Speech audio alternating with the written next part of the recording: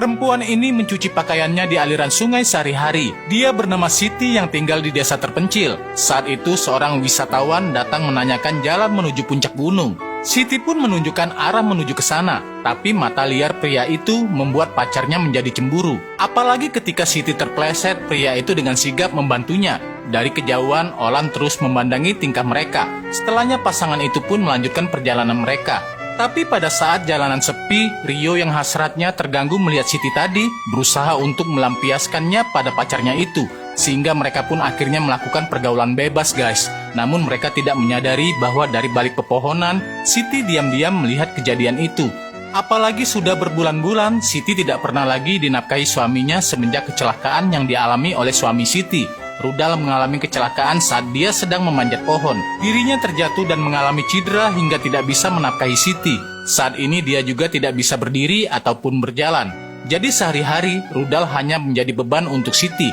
Malam itu obrolan mereka sepertinya serius. Karena sudah tidak bekerja dan tabungan mereka makin menipis, Rudal pun meminta izin pada Siti untuk menggadaikan rumah mereka. Tapi Siti tidak setuju, apalagi Rudal tidak bisa bekerja saat ini. Lalu bagaimana jika mereka nantinya ingin menebus rumah itu?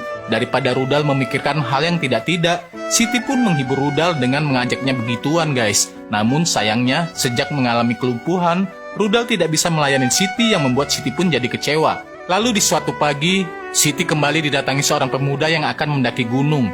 Pemuda ini bernama Jeron. Dia bertanya arah jalan menuju ke puncak gunung kepada Siti yang sedang mencuci. Sebagai bentuk rasa terima kasihnya, Jeron memberikan Siti makanan, di mana makanan itu bisa membuat energi kembali pulih. Siti menyukai dan berterima kasih kepada Jeron. Tapi ketika hendak melanjutkan perjalanannya, Siti mengajak Jeron pergi bersama-sama karena arahnya yang sama. Kemudian di tengah perjalanan, kaki Siti terkilir dan dibantu oleh Jeron. Kebetulan sekali Jeron adalah mahasiswa kedokteran dan mengerti tentang pemijatan terapis. Dengan pengetahuan itu, Jeron pun berusaha untuk memijat kaki Siti yang terkilir. Tapi yang terjadi setelah itu, Siti berusaha untuk menarik perhatian Jeron. Walaupun Jeron sempat menolak karena dia belum pernah melakukannya sama sekali, tapi Siti semakin menyukainya. Sehingga pergaulan bebas pun akhirnya tidak dapat dihindari. Setelah melakukan itu, Siti kembali ke rumahnya.